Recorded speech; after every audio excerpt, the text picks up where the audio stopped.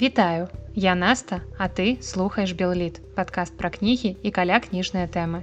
Як чалавеку, для якога нармальнае надвор'е гэта плюс 30 і вышэй, мне вельмі цяжка змірыцца з тым, што лета сыходзіць, мне хочацца, каб яно працягвалася, і таму сёння я записываю такі адпаведны выпуск, каб лета хоць трошачкі затрымаць, бо ў мяне апошнія прачытаныя кнігі выпадкова склаліся ў такую падлеткавую падборку пра тое, што можа адбыцца з дзецьмі на летніх канікулах, бо лета заўжды асацыявалася з канікуламі, з гэтымі 3 месяцамі, калі ты можаш рабіць усё тое, што захочаш, і да апошніх прачытаных кніг я таксама дадала яшчэ некалькі кніг у тэму з прачытанага раней. І такім чынам вас сёння чакаюць кнігі пра дзяцей і падлеткаў, пра іх летнія і не толькі летнія прыгоды. І калі вы дарослыя дзядзькі, дарослыя цёткі, то не спяшайцеся гэты выпуск выключаць, бо не ўсе кнігі ў ім сапраўды дзіцячыя, там ёсць кнігі з абмежаваннямі 18+, і не ўсе кнігі светлыя і сонечныя, таму я думаю, што і дарослым таксама будзе пра што паслухаць і што пачытаць.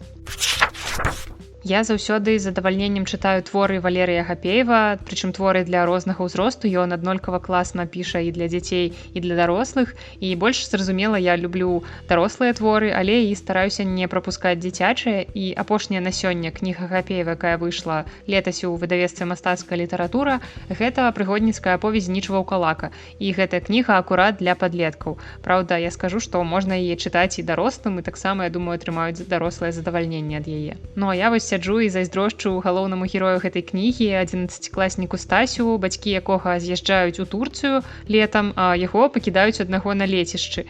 І гэта проста неверагодны ўзровень даверу ад бацькоў, яны не баяцца, што сын ператворыць хату ў наркапрытон. Але Стась сапраўды, ён даволі разумны і паслухмяны хлопчык, ён нават грады палівае там на лецішчы. І ў вёсцы ён знаходзіць сабе сяброў-равеснікаў Віталя і Яніну. І вось з імі, з гэтымі людзьмі пачынаюцца галоўныя прыгоды і сустрэча юнакоў з беларускай міфалогіяй. Я вельмі люблю, калі Гапеев дадае сваім творам мясцовага каларыту, бо падзеі яго кніг звычайна адбываюцца ў правінцыі, і ён вельмі класна, вельмі падрабязна апісвае рэаліі тамтэйшага жыцця. І часам гэта адбываецца з такой разыначкай, з доляй містыкі.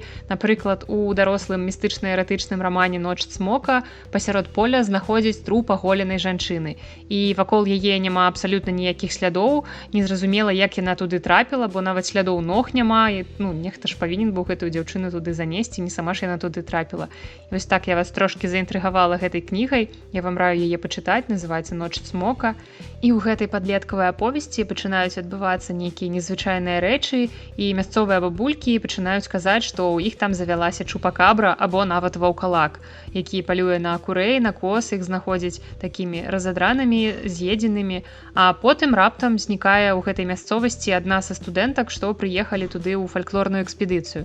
Я памятаю, што калі я вучылася на філфаку, у нас была фальклорная практыка, і мы на фальклорнай практыцы павінны былі паехаць, напрыклад, калі нехта з вёскі ці ў кагосьці ёсць сваякі ў вёсцы, павінны былі паехаць туды ў вёску і збіраць там ад бабуляў, ад дзядуляў розны фальклор, там розныя прыказкі, прымаўкі, фальклор мог быць абсалютна розным, і можна было не абавязкова ехаць у вёску, бо фальклор гэта не толькі тое, што там спяваюць бабулі ў вёсках.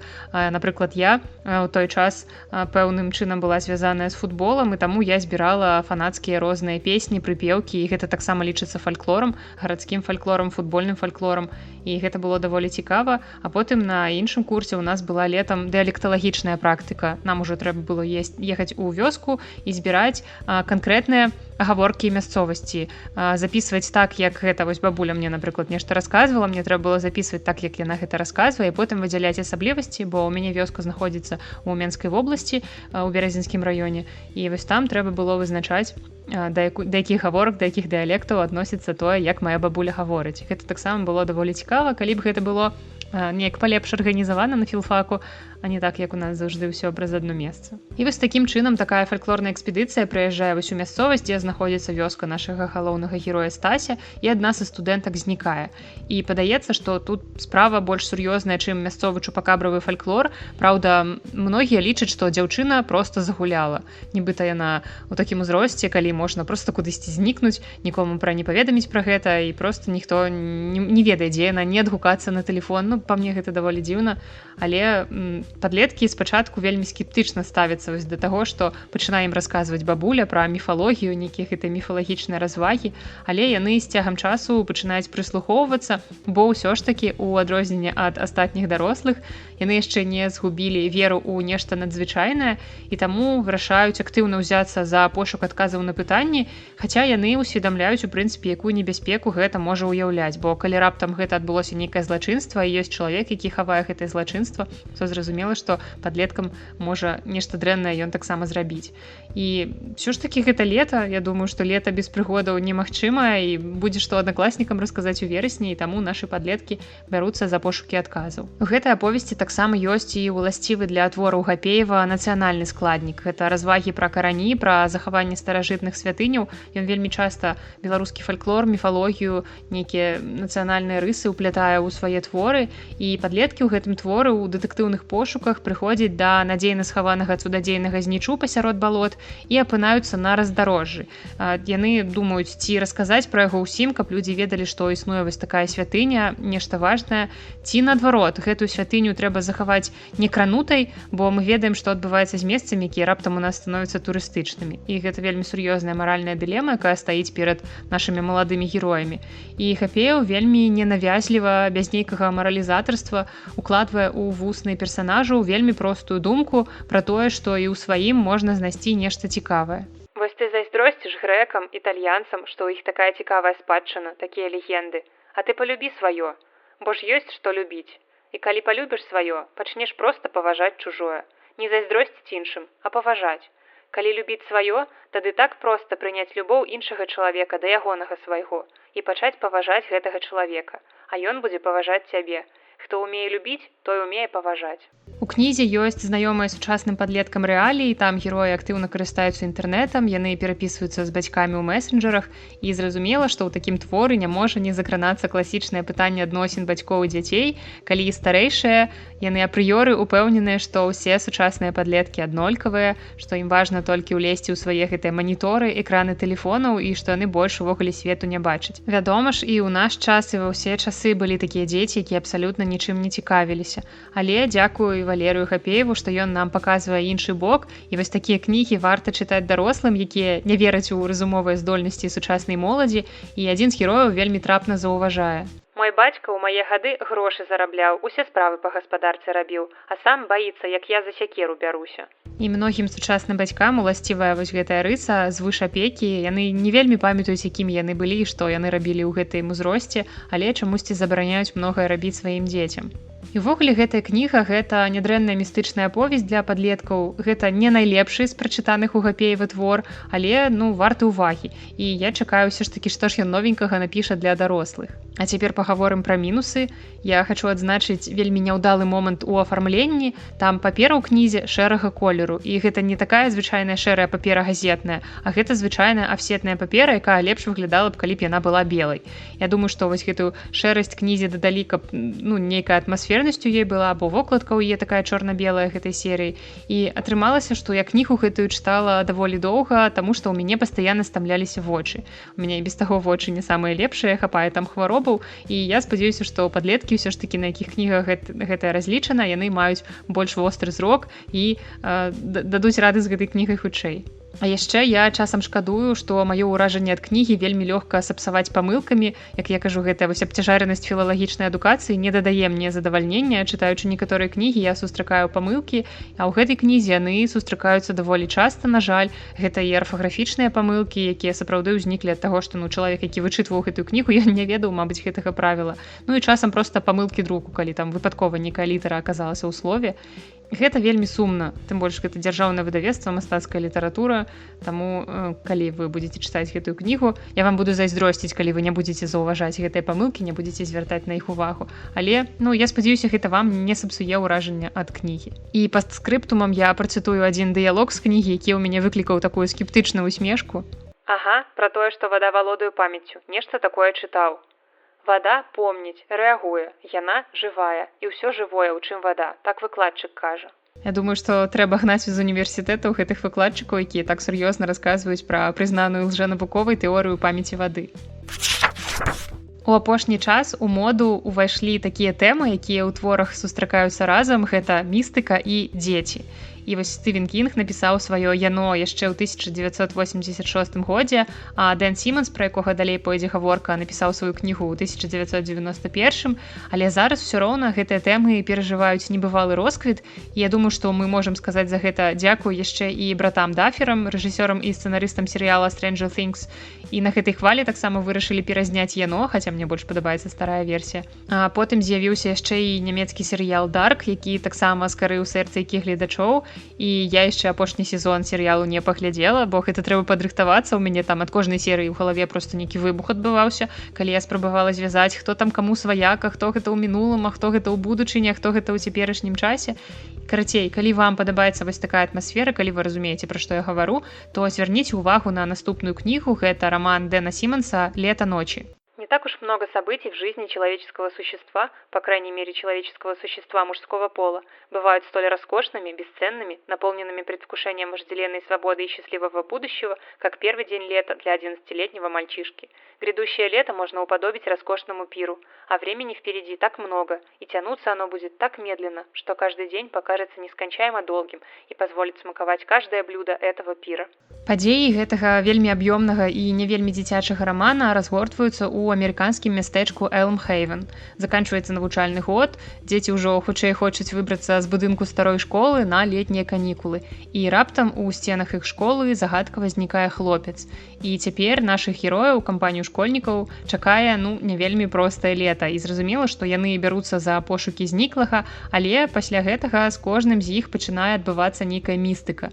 І калі я далей пачну расказваць пра сюжэт, то ўжо пачнуцца спойлеры, таму проста скажу, што сюжэт у гэтай кнігі лінейны, ён пабудаваны на паступовым нагнятанні, калі мы чакаем, што нешта павінна адбыцца, што ўсё такое нагнятаецца, пагроза нейкая нябачная, яна адчуваецца. І гэтым твор вельмі нагадвае іншы раман Сіманса «Тэрор». Гэта раман заснаваны на рэальным гістарычным факце пра знікненне караблёў «Эребус» і «Тэрор». І ў тым рамане таксама ёсць страшнае нешта, якое пужае і герояў і чытачоў, бо яно не мае пэўнай формы, да якой можна дакрануцца, і гэта ўсё ў стылі жахаў Лаўкрафта, і мы чакаем, калі ж вось гэтая стрэльба ўсё ж такі стрэліць. І як я ўжо сказала, раман вельмі аб'ёмны, і гэта адна з маіх галоўных прэтэнзій да рамана, гэта празмерная зацягнутасць, і тут фанаты Кінга, я думаю, са спачуваннем могуць уздыхнуць, калі яны перагортваюць 1200-ю старонку рамана «Яно», але чытаць кнігу ўсё ж такі варта, хаця б дзеля гэтай атмасферы, няхай яна і так доўга цягнецца, і такім чынам «Лета ночи» гэта вельмі не дзіцячая кніга пра дзяцей у правінцыйным гарадку ў 60-е. Чытаць варта толькі дзеля таго, каб успомніць тое адчуванне, калі нарэшце наступілі вакацыі, на 3 месяцы можна забыць гэтую школу, бегаць па наваколлях, разбіваючы каленкі, і ў цябе абавязкова мусіць быць ровар з багажнікам ззаду або з кошыкам наперадзе, каб ровар гэты можна было кінуць на лужку перад тым загадкавым домам, у якім, як кажуць, жыве не проста бабулька, а сапраўдная ведьма. Я вось расказваю пра кнігу і ўспомніла мой асноўны боль наконт гэтай кнігі. Я ненавіджу, калі забіваюць героя, які ў кнізе палюбіўся табе больш за ўсіх. Часта вельмі пісьменнікі робяць мне так балюча, вось і Дэн Сіманс зрабіў балюча, і калісьці Джордж Мартін зрабіў балюча ў першай кнізе «Гульні тронаў». Просто мой боль. І працягваючы тэму жыцця хлопцаў у 60-е гады ў Амерыцы, у жніўні я прачытала кнігу, якая стала максімальна ўпэўненым прэтэндэнтам на найлепшую кнігу года сярод прачытаных мною сёлета. У 1991 годзе яна выйшла і атрымала адразу ж прэмію Брэма Стокера, а ў 92 годзе атрымала сусветную прэмію фэнтэзі. Але самае галоўнае, што ў 2021 годзе яна атрымала прэмію майго сэрцайка, і гэта ўсё я вяду да рамана Роберта Маккамана «Жизнь мальчишки». Назва тут не хлусіць, гэта сапраўды жыццё хлапчука, гэта год жыцця 12-гадовага Коры Маккенсона, які жыве ў выдуманым мястэчку Зефір, штат Алабама. Падзеі адбываюцца ў 1964 годзе, пачынаецца вясна, і кніга пачынаецца з дэтэктыўнай завязкі. Коры і яго бацька становяцца сведкамі злачынства. Яны раніцай едуць на машыне і бачаць, як іншая машына з кіроўцам на поўным хаду зрываецца з абрыву ў возера. І баця Коры адразу так самааддана вельмі кідаецца ў ваду, каб дастаць кіроўцу, але аказваецца, што той ужо мёртвы быў там у машыне, і ён памёр не ад таго, што зваліўся ў ваду. Ён быў забіты, прычым вельмі экзатычна, ён быў задушаны струной. Гэта значыць, што хтосьці скінуў у ваду машыну з ужо мёртвым чалавекам. Бацька не змог выцягнуць кіроўцу, і машына разам з трупам аказваецца назаўжды пахаваная на дне вельмі глыбокага возера. Такім чынам у іх няма ні фота мужчыны, ні адбіткаў пальцаў, у акрузе ніхто не знікаў, і вось па фотаробаце таксама нікога не знаходзіць, і ў прынцыпе немагчыма высветліць, што гэта за чалавек, што з ім здарылася. І зразумела, што калі няма цела, то няма справы, і мясцовая паліцыя тут нічога не можа зрабіць. Але далей у мястэчку пачынаюць адбывацца вельмі страшныя рэчы, і калі б мне было 12 гадоў, я б там жыла, то я б дакладна чокнулася, калі б з гэтым усім сутыкнулася. І раман напоўнены містыкай, хаця я б не сказала, што гэта ў такім прамым сэнсе містыка. Гэта можа быць яшчэ і магічны рэалізм. І не хвалюйцеся, вы ўсё ж такі атрымаеце нармальны адказ на дэтэктыўную загадку, а не так як у Кінга ў рамане «Чужак», бо гэта было проста жудаснае рашэнне Кінга тлумачыць злачынства містыкай, нават калі ўлічваць, што ён не пісаў класічны дэтэктыў. Усё роўна вось гэты ход сапсаваў мне ўсё ўражанне пра кнігу. Але, на шчасце, Маккаман у гэтай кнізе гуляе па правілах дэтэктыўнага жанру, хаця раман і не будзе цалкам будавацца вакол расследавання, але ўсе адказы вы нармальна атрымаеце без аніякай містыкі. І хоць кніга пачынаецца з такой вось інтрыгуючай гісторыі забойства, на ёй завісаць усё роўна не варта, бо Маккаман знойдзе чым нас здзівіць, і таямніца забойства становіцца не вельмі важнай, а на перадні план выходзіць гісторыя сталення хлопчыка з усімі спадарожнымі праблемамі. Со взрослыми всегда так. Когда тебе позарез нужно, чтобы они обратили на тебя внимание и вмешались, их мысли витают далеко-далеко. Когда же ты хочешь, чтобы предки вдруг оказались на другой стороне земли, они непременно рядом, буквально дышат тебе в затылок. Маккаман гэтай кнігай проста працуе як машына часу, ён вяртае чытачоў дзяцінства і нагадвае пра тое, як гэта не страціць часцінку чарадзейства ўнутры цябе. Бо сталець гэта ж не значыць адмаўляцца ад нейкіх фантазій ад цудоўнага гэтага свету, і выдатная цытата пра гэта сустракаецца ў кнізе. Видите ли, я думаю, что мы все несем в себе волшебство в начале нашей жизни. Все мы рождаемся с ураганами, лесными пожарами и кометами в душе. Мы рождаемся, наделенные даром петь, как птицы, читать по облакам и видеть нашу судьбу в крупинках песка. Но чем больше мы узнаем, тем меньше волшебного остается в наших душах. Волшебство уходит от нас вместе с привычкой посещать церковь, со шлепками родителей, оно вымывается и вычесывается из нашей души. Мы вынуждены выбирать прямые и узкие дорожки. Нам постоянно твердят, что мы должны воспитывать в себе чувство ответственности. Нам следует поступать так, как приличествует нашему возрасту. Нам велят сначала вырасти, повзрослеть. Боже мой, а знаете почему? Потому что люди, которые так говорят, боятся нашей юности и нашей необузданности, потому что волшебство, которым мы обладаем в детстве, заставляет их стыдиться и горевать о том, что они позволили погубить самих себе.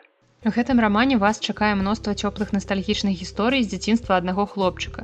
Прычым кніга не пазіцыянуецца як адназначна дзіцячая або падлеткавая, на ёй стаіць узроставае абмежаванне 16+, але ўнутры, акрамя вось гэтай тэмы дзяцінства і сталення, ёсць яшчэ мноства няпростых тэм, напрыклад, расавая дыскрымінацыя або дзейнасць Ку-клукс-клана, бо ўсё ж такі падзеі гэтай кнігі разгортваюцца ў адным з паўднёвых штатаў 60-е.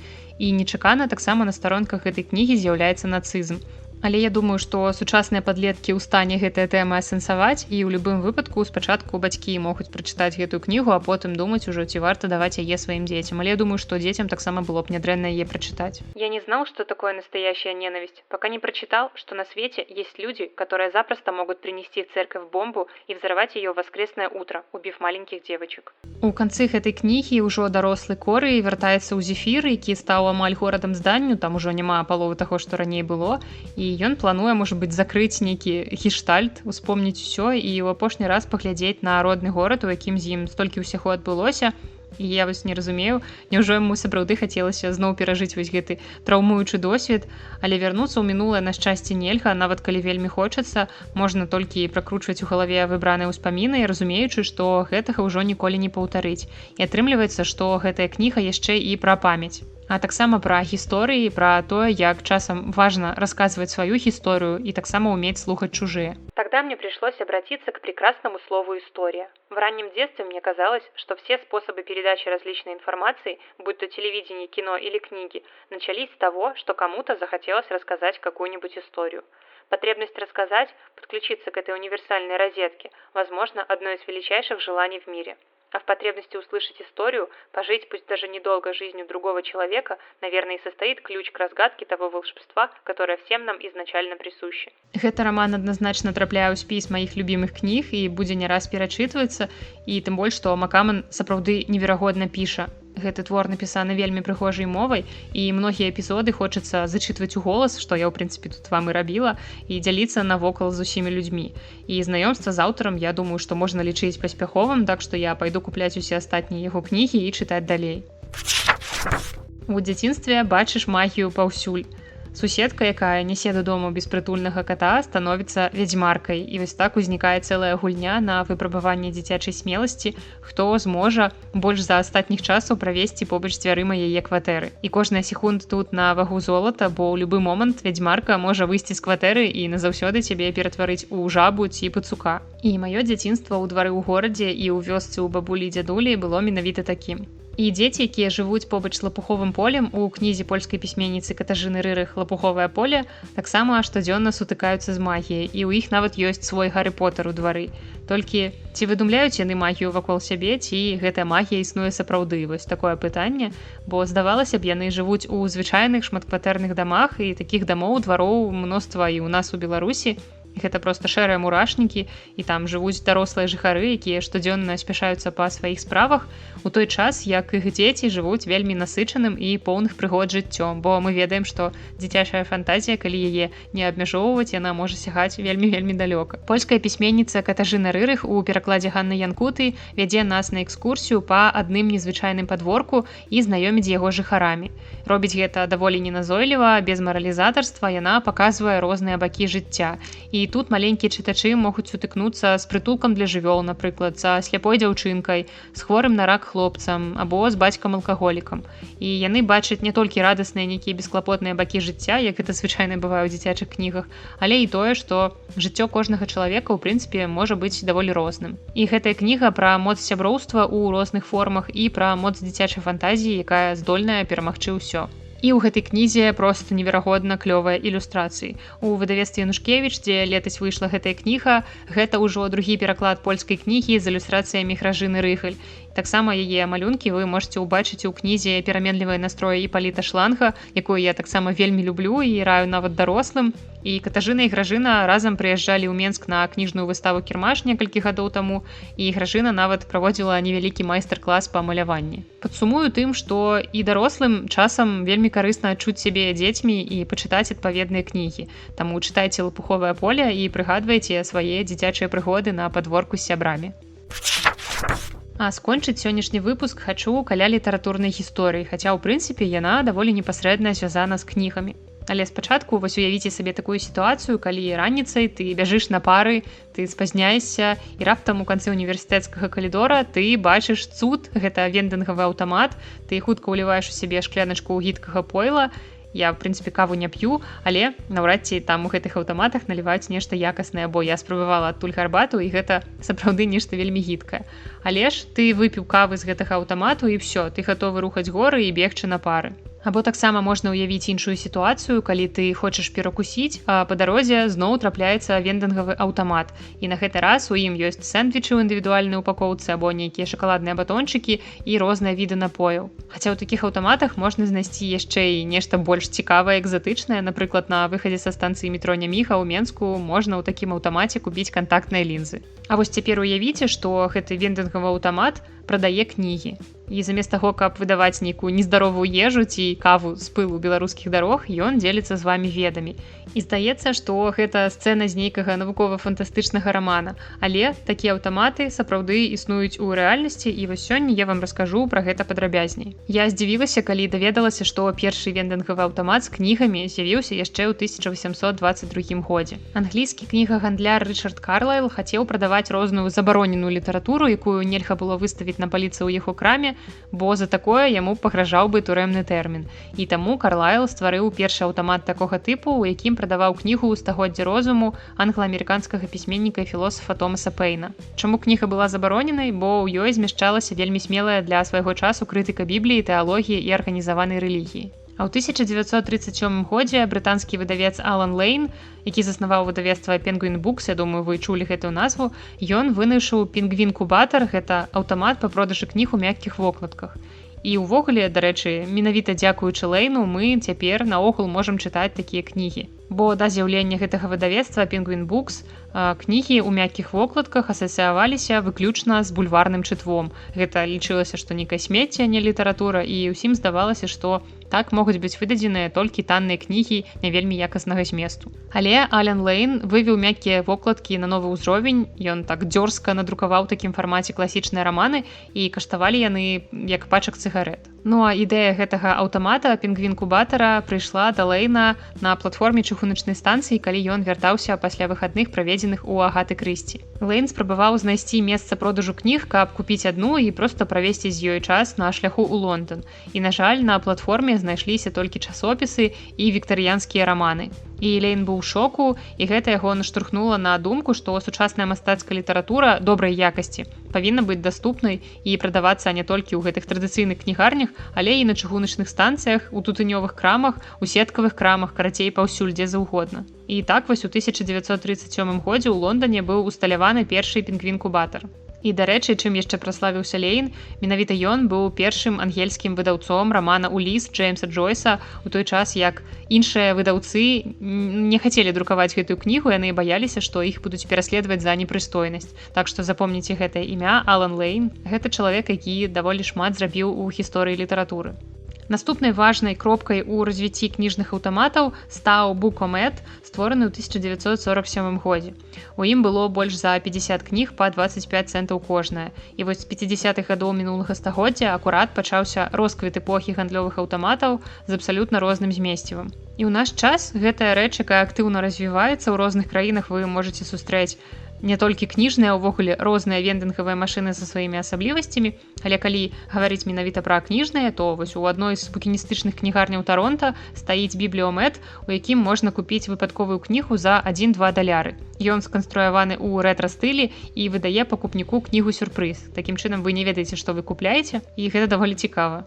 А вось ірландская кампанія, якая ўстанавіла кніжны аўтамат у лонданскім аэрапорце Хітроу, у 2010 годзе збанкрутавала. Але падобныя прылады ў вялікай колькасці былі заўважаныя ў розных іспанскіх гарадах. Таксама ў 2011 годзе у стакгольмскім аэрапорце быў заўважаны аўтамат Ріда-Мэтік. І я знайшла інфармацыю, што вялікую колькасць такіх аўтаматаў можна сустрэць у Германіі. У Беларусі, на жаль, падобнага няма, але я думаю, што гэта быў бы такі цікавы вопыт, у сувязі з якім узнікае мноства пытанняў, напрыклад, якімі кнігамі яго напаўняць, бо я неаднаразова назірала за тым, якія кнігі купляюць людзі на падземным узроўні чыгуначнага вакзала ў Менску, дзе такі ёсць невялікі кніжны кіёск.